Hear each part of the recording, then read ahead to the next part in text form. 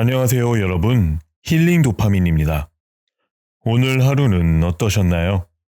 바쁘고 힘든 하루였다면 이제는 잠시 모든 걸 내려놓고 편안한 휴식을 취해보면 어떨까 싶습니다. 오늘 들려드릴 책은 동화 심청이입니다. 준비하다 보니 심청이의 극진한 효도가 자연스레 부모님이 생각나더라고요. 오늘 편안하게 들으시고 내일은 부모님과 저녁을 같이 하거나 전화 한 통 드리면 어떨까 싶네요. 그럼 오늘도 동심의 세계로 떠나볼까요? 옛날 어느 마을에 심청이라는 소녀가 앞을 보지 못하는 아버지와 함께 살고 있었습니다. 마을 사람들은 그녀의 아버지를 신봉사라고 불렀습니다. 심청이의 어머니는 심청이를 낳고 일주일 만에 세상을 떠났습니다. 그래서 신봉사는 심청이를 안고 동네를 누비며 젖동량을 하러 다녔습니다. 마을 사람들은 심청이를 친딸처럼 아껴주었습니다. 많은 사람들의 도움으로 심청이는 무럭무럭 자라났습니다. 어느덧 세월이 흘러 심청이는 16살이 되었습니다. 신봉사는 정직하고 착한 사람이었지만 몹시 가난했습니다. 심청이는 허드렛 일을 하며 살림을 꾸려나갔습니다. 힘든 상황 속에서도 아버지를 정성껏 모시는 심청이를 보며 동네 사람들은 칭찬을 아끼지 않았습니다. 어느 날이었습니다. 옆마을의 한 양반댁 부인이 심청이의 소문을 듣고 만나고 싶다며 하인을 보내왔습니다. 심청이는 궁금한 나머지 하인을 따라 나섰습니다. 양반댁 부인은 심청이를 수양딸로 삼고 싶다고 했습니다. 심청이는 너무 감사하지만 안못 보는 아버지가 있어 그럴 수 없다며 정중히 거절했습니다. 한편 신봉사는 심청이가 밤이 되도록 오지 않자 걱정이 되어 찾아 나섰습니다. 지팡이를 짚으며 더듬거리며 가던 중 개울가에 빠졌습니다. 살려달라며 허우적대는 신봉사를 지나가던 스님이 구해줬습니다. 스님에게 감사 인사를 하던 중 스님은 신봉사에게 눈을 뜰 수 있는 방법이 있다고 말해줬습니다. 신봉사는 어떻게 하면 되는지 방법을 물었고 스님은 공양미 300석을 부처님께 바치라고 합니다. 신봉사는 무조건 하겠다며 약속을 했습니다. 집으로 돌아온 신봉사는 앞뒤 생각 없이 약속을 한 자신의 실수를 깨닫고 걱정이 앞섰습니다. 그렇게 걱정을 하며 있는데 심청이가 돌아왔습니다. 부인이 주신 음식으로 저녁상을 차렸지만 신봉사는 먹는 둥 마는 둥 했습니다. 심청이는 걱정이 되어 왜 그런지 묻자 신봉사는 자초지종을 얘기했습니다. 심청이의 가장 큰 소원은 아버지가 눈을 뜨는 것이기에 매일 밤마다 뒷동산에 올라 부처님께 공양미를 구하게 해달라며 빌었습니다. 그렇게 공양미를 마련하지 못한 채 시간이 흘러 약속한 날이 되었습니다. 그러던 어느 날 동네 입구에 있는 뱃사람들이 16살 난 처녀를 구한다는 소문을 들었습니다. 심청이는 뱃사람들을 찾아갔습니다. 왜 구하는지 들어보니 배를 타고 인당수를 지날 때마다 파도가 세져 배가 뒤집힌다며 16살의 처녀를 제물로 바치면 파도가 잔잔해진다고 합니다. 심청이는 지금까지 일들을 얘기하며 자신을 사과라고 얘기를 했습니다. 뱃사람들은 그 말에 감동을 해 공양미 300석과 신봉사가 평생 살 돈까지 준다고 약속했습니다.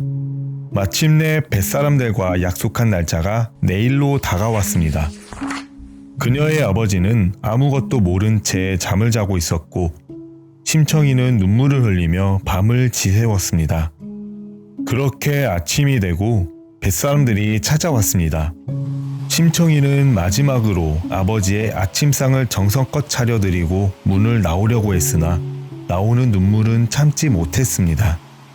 무슨 일인지 묻자 심청이는 하는 수 없이 사실대로 모두 얘기했습니다. 신봉사는 통곡을 하며 하지 말라고 손을 잡았습니다. 심청이는 그런 아버지를 남겨두고 뱃사람들을 따라가 배로 갔습니다. 그렇게 뱃머리에 올라가서 서 있는데 파도가 심하게 치기 시작했습니다. 심청이는 부처님께 아버지의 눈을 뜨게 해달라고 빌고 인당수에 뛰어들었습니다. 그러자 파도가 잠잠해졌습니다. 그렇게 심청이는 바다에서 정신을 잃었습니다. 시간이 지나고 죽은 줄만 알았던 심청이가 포근한 침대에서 눈을 떴습니다. 심청이가 정신을 차리며 주위를 둘러보니 주위엔 시녀들이 있었고 여긴 용궁이라고 말을 해줬습니다. 그렇게 심청이는 용왕님을 만나게 되었습니다. 용왕님은 심청이 효심을 모두 알고 있었고 행복하게 살도록 인간 세상으로 보내준다고 약속했습니다. 시녀들이 연꽃을 가져오고 심청이는 그 안으로 들어가자 연꽃이 스스로 문을 닫고 바다 위로 올라갔습니다. 그렇게 연꽃은 바다 한가운데 조용히 흔들리고 있었습니다. 지나가던 뱃사람들이 연꽃을 건져 올렸습니다. 너무나도 아름다웠던 그 연꽃은 임금님께 바치기로 했습니다. 임금님께서는 연꽃에 손을 대자 꽃잎이 활짝 열렸습니다. 그러자 임금님은 심청이를 보고 하늘이 보내준 왕빗감이라는 생각을 하여 왕비로 삼았습니다. 그렇게 심청이는 백성들에게 사랑을 받는 훌륭한 왕비가 되었습니다. 그렇게 행복한 나날을 보내고 있었지만 마음 한켠에선 아버지의 생각에 눈물이 났습니다. 그 모습을 본 임금님은 무슨 일인지 묻자 아버지가 걱정된다는 심청이의 말에 장님을 위한 잔치를 열어 아버지를 찾기로 했습니다.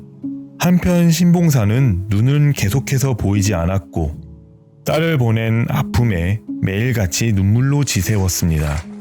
그러던 어느 날 이웃 아주머니가 대궐에서 장님을 위한 잔치를 한다며 한번 가보라는 얘기를 듣고 한참을 고민을 하다 신봉사는 잔치 마지막 날에 대궐로 향했습니다. 그렇게 심청이는 매일같이 아버지가 나타나기를 기다렸지만 아버지의 모습은 보이지 않았습니다.